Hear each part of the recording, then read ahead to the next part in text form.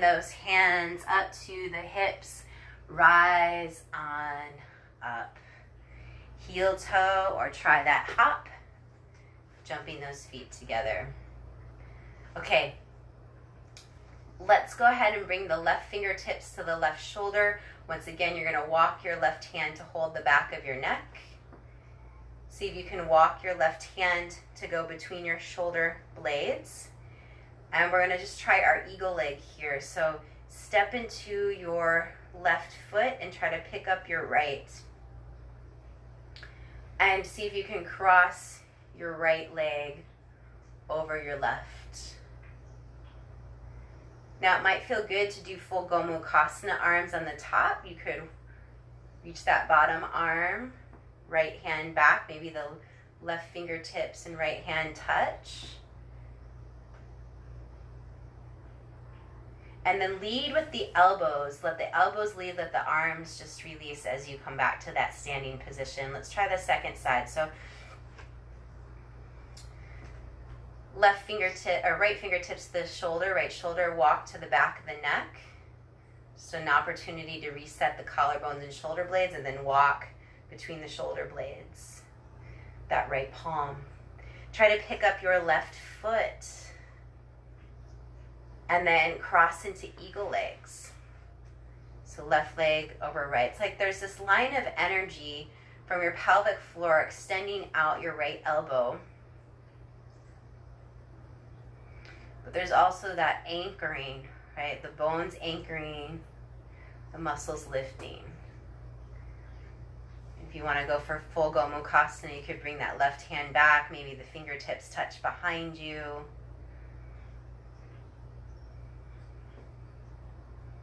And then when you are ready, just uncross the legs. Release the arms leading from the elbows. You might even kind of shake down, maybe even bounce down. Okay, so if you want to grab your strap for Prasarita C, if it feels a little bit better for your shoulders today, a couple options. You could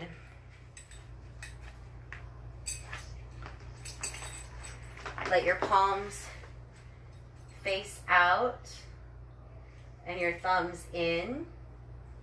Start to walk those hands together if that feels better, using the strap to come forward, or interlace the fingers. So whatever you want to just interlace. For C, yeah. And then just come forward so you're squeezing the shoulder blades in. Just being mindful how it feels on the shoulders today.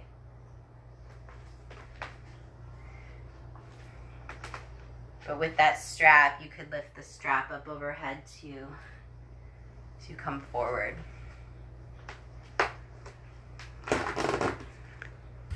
Good.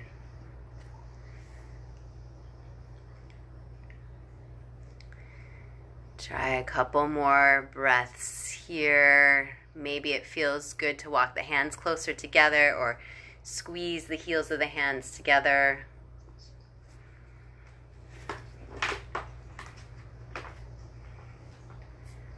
Okay, and then go ahead and reach to the backs of your hands, lift your spine up. Now release the hands, you might even release the strap. Let's interlace the fingers and press the palms up from the heart. It's like you're stretching your heart up towards the sky. Feel as much as the palms reach up, the feet reach down. And even if pressing up doesn't feel good, you could also press out. You might even try that too. Pressing the palms out instead of up. Good. And then let's just do finger catch. So let's step our feet together. Feel your Mula Bandha like you have that block between your thighs and that the block is moving forward. Movement with the hands, you're going to just draw your fingers together and then send your fingers out, flexing through the heels of the hands. So that's just the movement. Have the arms 45 degrees or shoulder height, somewhere between. Block between the thighs. You can even grab that yoga block if it's helpful, but we're going to draw those four fingers to the thumbs. And then press out. And as you press out through your heels of your hands, maybe squeeze the inner thighs and lift up that pelvic floor a little bit more. Let's do a few more of these. Your fingertips as if they were just curling right underneath your armpits, and then pressing out through heels of the hands, curling towards the armpits, pressing out. Squeeze the thighs as you press out. Hopefully it gives you even more of a sense of grounding or centeredness by engaging those legs and then pressing out. Whew. You might even start to feel some arm muscles that you maybe don't always use activating with this movement. Do a couple more if you'd like. If you're feeling complete, just lower those arms down. Yeah, and then let's do that cross. Yeah, opposite hand to opposite shoulder. Even as you switch those arms, feel those bottom ribs stay connected to the back skin. Okay, and then let's shake it out. We're going to come to the short end of the mat. Have your blocks. We're going to reach back for a camel if that feels good. So let's try stepping the left shin back, just gracefully coming down onto the shin, and then the right shin. And then we can bring those blocks back by the heels. Tuck your toes if you'd like. Those hands could reach back by your glute crease. So your finger pads are just touching your glute crease. And then you could walk your fingers down your hamstrings. Your hands supporting the legs to help lift the chest. Fingertips could touch the blocks. Maybe palms touch the blocks. Thumbs out, pinkies in. Head could look side to side, whether the head is released back or the chin to the chest. All right, and then we're going to lift from the sternum, bring those hands up to the lower back. Let's sit into our rock pose, hips to heels, either pinky fingers to the hip crease or hands cupping the knees. Pull the knees, femurs back into the pelvis. Pull the shoulders down from the ears. And maybe round the spine, tucking the chin into the chest. Unless it feels better for a cow spine. So if you don't always do a cow spine in your rock pose, that could be a nice counter posture. Pulling the femurs, the knees back into the pelvis as you feel your collarbones widening. Sitting in meditation in rock pose, find your mudra, the thumb connecting to whichever finger pad feels best. We could do one more camel if you'd like. Coming up to those shins, repeating, fingertips to the glute crease. Slide your hands down your hamstrings, bring your thighs forward, chest lifting. Could reach for those blocks.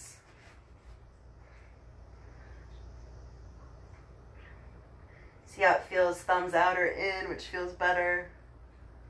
Chin forward or chin back. And then support your back, support your hips. Come down to seated. Now, either doing that cow or cat pose, spine and rock pose, or fold forward, make those fists and tap out your lower back, tap out your kidneys, tap out your outer thighs. All right, we're going to just do one more standing balance flow. So press into your palms, or at least to guide your hips back towards your heels. All right, and let's come up onto the shins. So if you remember which foot you stepped forward when we came out from coming off our heels, just step the opposite foot forward and we rise up to standing. Okay, so we're going to pick up our left foot first, and then let's step back to lunge. So we're going to go lunge with that left foot, and then we're going to go to warrior two. So straighten your right leg, spin your right toes in, your left toes out, lunge into that warrior two.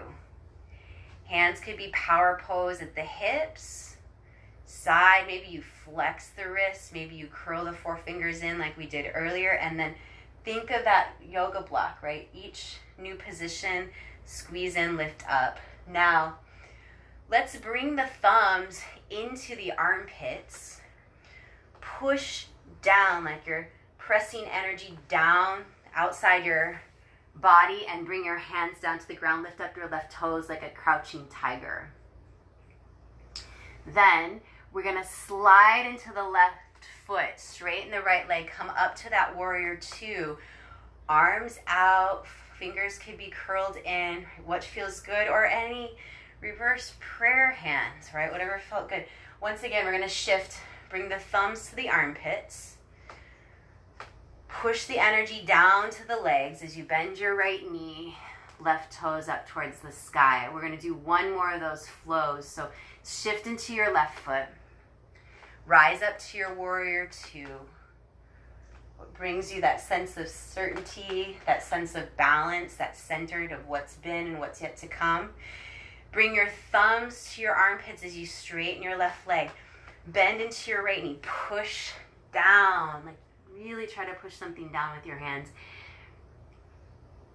Okay, and then we can just do some crouching tigers here. Staying low, shifting from one side to the other.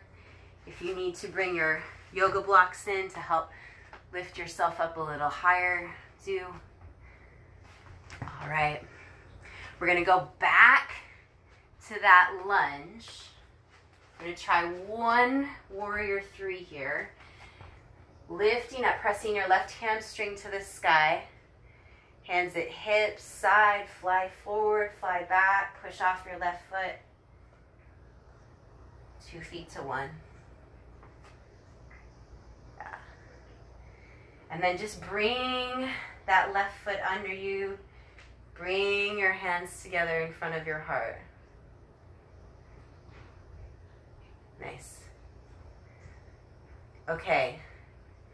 And then let's step our right foot back, and we're going to turn the right toes out to that warrior two stance. Flexing through the wrists or curling the fingertips in towards your center. Could even do like a slight shoulder isolation, right? Then let's shift into the left foot. So we bring our thumbs to our armpits. Bend your left knee, push down to the ground, let your right toes come up. Slide into the right foot, warrior two. You could press through the palms, curl those fingers in. Think of that Mula Bandha block, squeezing in, moving forward. Thumbs to your armpits. Push down with the elbows, push down with the center of the palms, anchoring, right toes come up. Once again, warrior two, shift into your right foot. How can you stay in the present, no matter what has been, no matter what's yet to come? Draw your thumbs to your armpits. Bend into your left knee, push down, right toes up. Shifting side to side for those crouching tigers. Staying low, grab those blocks if that feels good. We're going to eventually come back to that lunge, facing the front of the mat. Left leg forward, right leg back. We lift up to our crescent. Mula Bandha brings us up. Preparing for that warrior three. Take flight. Take that leap of faith. Push off your right foot. And just hover, just as you could see from above. And then bring your right leg underneath you. And we're going to prepare to go down to the ground. So let's open the arms. Fingertips could touch the glutes. Maybe you press out, flex the wrist. Then curl the fingers in towards the armpits as you fold down to the ground. And then just come on to your shins and swing your legs around. We're going going to go into Paschimottanasana. So feel free to roll up your mat if you need to. Move your skin away from your sit bones. If you know that you would like your block at the soles of your feet, you could bring it in. And then press through the backs of the hamstrings, your calves, your heels, fold forward. Try to reach for those toes first, like we did in Padahastasana. Pushing the feet into the hands, drawing the shoulders down the back. You could even go for that block if that's available to you.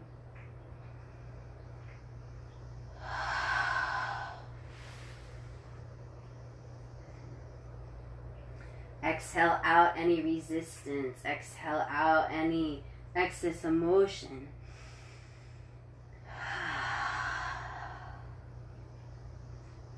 Soothing rock from one sit bone to the other could feel nice. Breathe, inhale, lift up your spine. Bring the hands back, thumbs in or out, whatever feels better for you. Walk your feet in. And just let your wrists and your forearms stretch here. You don't even have to move once you've placed your hands. But if you'd like to, I would encourage the thumbs to stay rotated in if you want to lift the hips to reverse table. And maybe bringing the head back.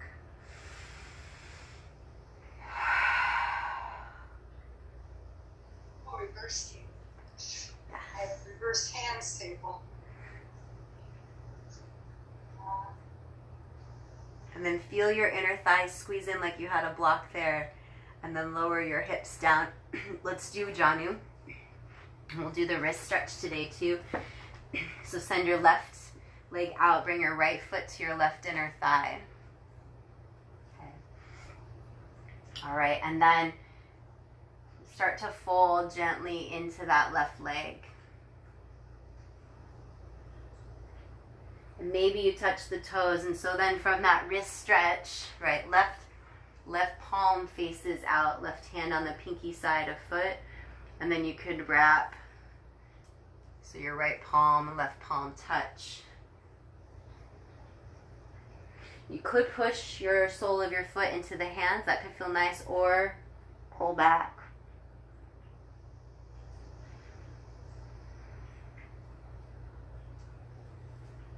Maybe a little bit of both. A long exhale out.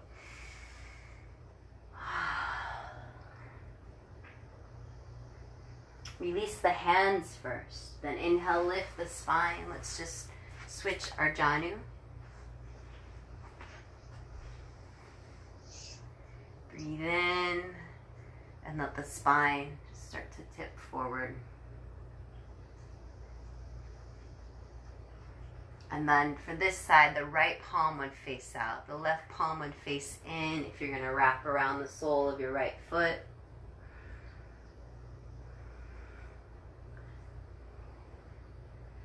Try pushing that foot into your hands and then pulling back with your hands, which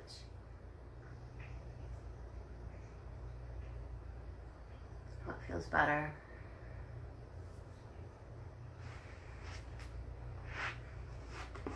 Try at least one long exhale out the mouth.